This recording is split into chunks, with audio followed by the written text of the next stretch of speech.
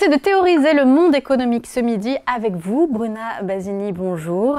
Vous êtes auteur, co-auteur de ce livre avec Pierre-Henri de Menton, de ce livre, donc Tout et son contraire, comprendre les grandes controverses économiques aujourd'hui aux éditions Buchet-Chastel. Des théories, vous en évoquez des centaines dans ce livre et évidemment, elles ne vont pas toutes dans la même direction.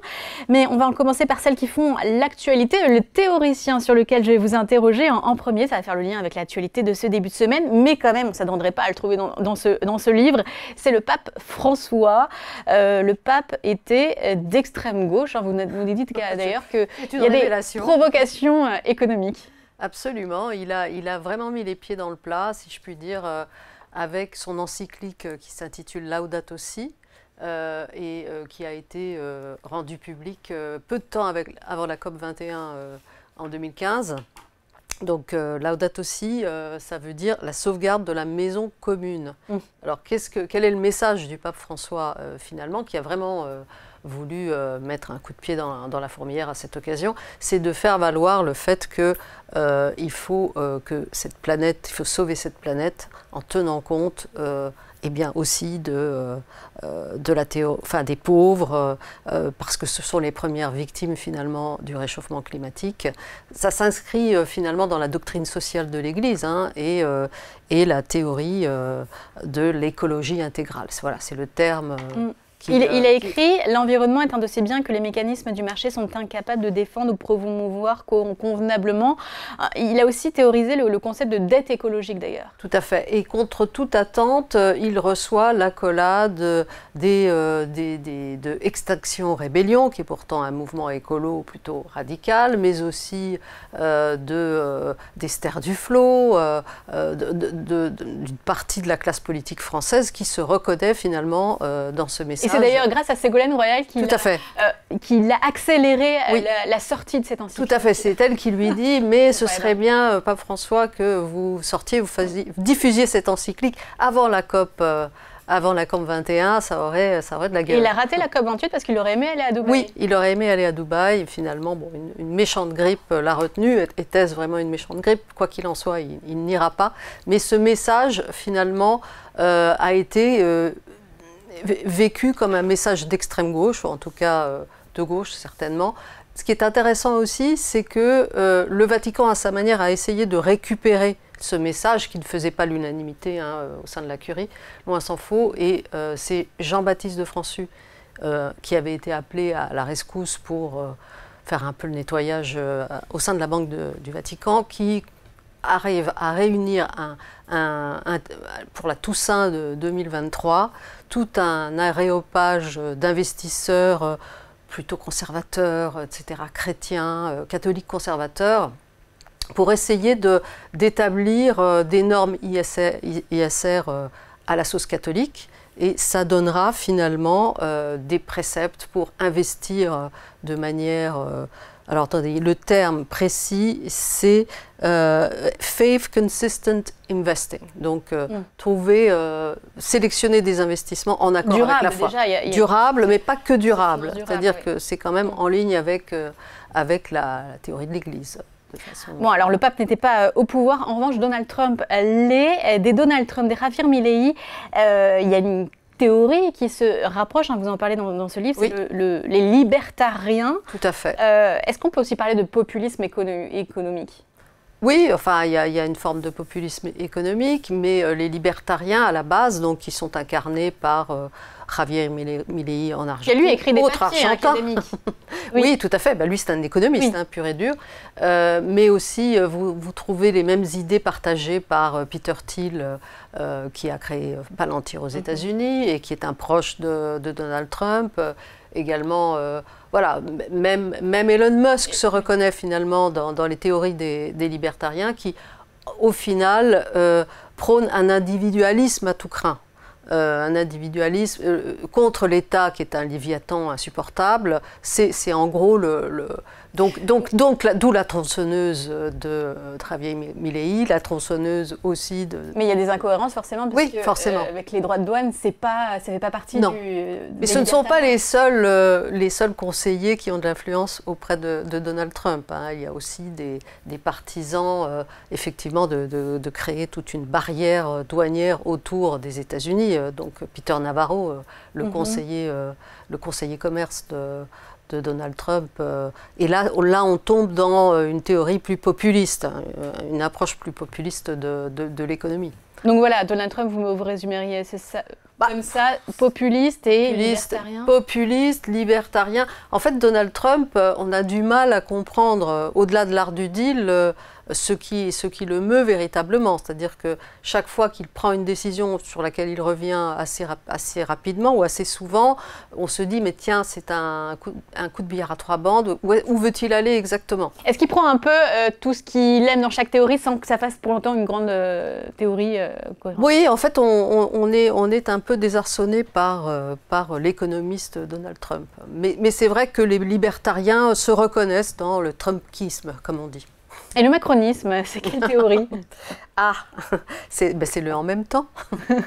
Donc là aussi, c'est plusieurs théories en même temps. Mais enfin, elles sont un petit peu moins, perturbatrices.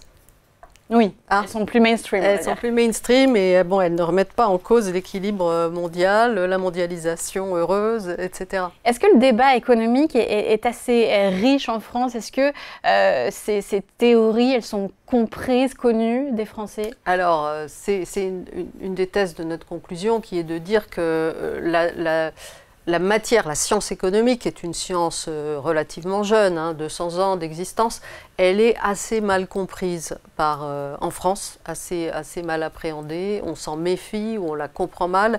Donc oui, il y a un besoin de pédagogie et ça, il y a beaucoup d'économistes qui le disent. Ça va du MEDEF en passant par un économiste qui fait des BD très populaires, Monsieur Porcher. Vous voyez, donc il y a ce souci par rapport... Les Français sont très souvent vus comme fâchés avec l'économie ou comprenant mal les mécanismes économiques. Alors il y a eu des élans, notamment quand Thomas Piketty a publié son livre et aussi a gagné en... Oui, alors Thomas Piketty, c'est l'école française des inégalités, donc c'est un sujet très cher à notre pays, à nos concitoyens. Donc effectivement, il a eu un succès indéniable avec Le Capital au XXIe siècle qui s'appuie sur des études très longues et qui vise en quelque sorte à montrer qu'aujourd'hui, il y a des déséquilibres économiques qui sont dus principalement à des écarts de richesse croissants, qui vont croissant, en particulier aux États-Unis. Par le travail et on s'enrichit par les investissements qu'on a déjà. Absolument. Et ça c'est encore plus été vrai avec le Covid et ça a été... Oui, bien sûr. Est-ce qu'il existe une fracture générationnelle de la pensée économique, justement une génération plus radicale? On dit souvent que les politiques sont plus radicaux maintenant. Est-ce que c'est pareil chez les économistes? Non, il y a vraiment des écoles de pensée différentes. Il y a aussi des opinions politiques différentes, parce qu'on explique quand même à travers ces 14 chapitres sur toutes les thématiques abordées comment chacun se situe. Il n'y a pas de fracture générationnelle. On a sur des sujets plus tech comme évidemment les crypto-monnaies ou l'intelligence artificielle. Là, on voit bien qu'il y a une fracture peut-être des anciens et des modernes, et encore. Mais ce qui est clair, c'est que sur l'intelligence artificielle, les économistes plus jeunes, proches de la Silicon Valley, vont évidemment défendre ce système avec une certaine radicalité d'ailleurs. Oui, on retrouve en fait le schisme habituel, les enthousiastes et les pessimistes. C'est très clair dans les crypto-monnaies aussi. On retrouve très fortement des divisions très très fortes là entre économistes, et ce ne sont pas que des économistes qui s'expriment d'ailleurs, c'est ça qui est intéressant, notamment sur les crypto-monnaies. Il y a beaucoup de praticiens, il y a beaucoup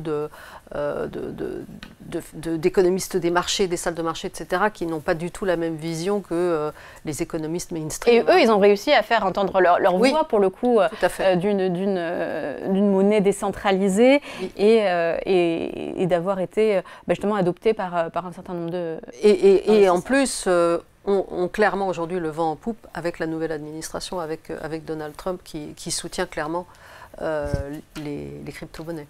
Votre rôle, c'est de poser des questions, par exemple la guerre, destruction créatrice ou alors destruction pure, l'inflation, maladie ou mal nécessaire. Tout à fait. Est-ce qu'il y a quand même des réponses évidentes? Est-ce que vous vous positionnez parfois?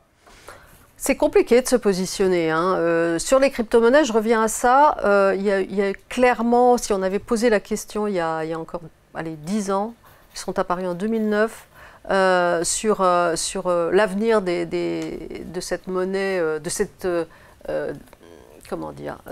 monnaie totalement autonome, qui échappe aux banques, qui échappe à la tutelle de l'État.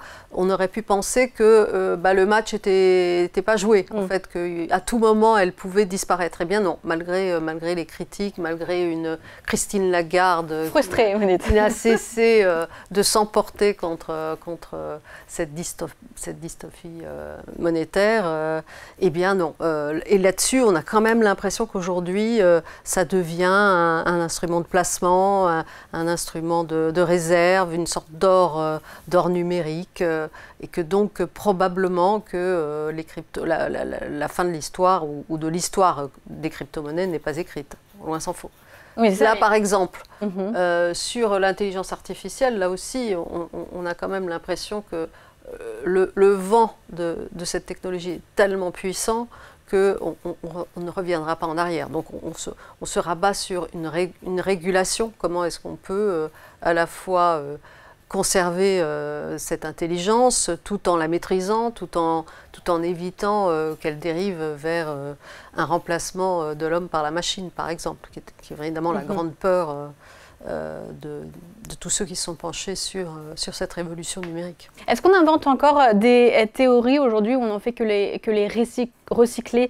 Je pense par exemple au quantitative easing de la Banque centrale, qui est finalement de la planche à billets qu'on a longtemps aussi non, je pense que ça s'adapte, et puis de temps en temps... On donne un nom un peu plus technique, et puis... Il y a de la création économique de temps en temps. On l'a vu à l'œuvre pendant le Covid, notamment avec... la théorie monétaire développée par Madame Kelton. Moderne, oui, TMM, oui. La TMM, donc là, on a fait œuvre de créativité, même si depuis, retour en arrière, retour de balancier, on ne va pas favoriser des dettes éternelles. Il faudra bien, à un moment donné, rembourser ou limiter l'endettement des États. Oui, mais en même temps, Keynes, ça reste celui qui fait foi aux États-Unis, même si d'ailleurs, ils le disent assez peu, il ne cesse de relancer de manière budgétaire. Tout à fait. Oui, évidemment. Est-ce qu'il y a une théorie qui dit quand baisser les taux, ça arrangerait les Américains, pour savoir qui ils doivent donner raison et Jérôme Powell et Donald Trump. Donald Trump qui accuse Jérôme Powell d'être too late, donc à chaque fois retard sur les baisses des taux. Qu'est-ce qui lui donnerait raison? Je ne sais pas. Honnêtement, je donne ma langue au chat. Il n'y a pas de théorie. Il y a vraiment des mécanismes d'ajustement très sophistiqués qui sont pris en compte. L'évolution de l'inflation, l'impact sur le chômage. Tout ça est très étudié, très statistique. Et je pense que même si Donald Trump pense qu'il pourrait faire un meilleur job que Jérôme Powell à la tête de la Fed, c'est pas gagné. Oui, en tout cas, ça se décide lors des réunions de politique monétaire. C'est une affaire d'hommes et de femmes. Surtout et ça nous laisse beaucoup de choses aussi pour commenter. Merci beaucoup, Bruna Basini, journaliste donc, et co-auteur de ce livre avec Pierre-Henri de Menton, Tout et son contraire, aux éditions Buchet-Chastel. Merci à vous. Merci.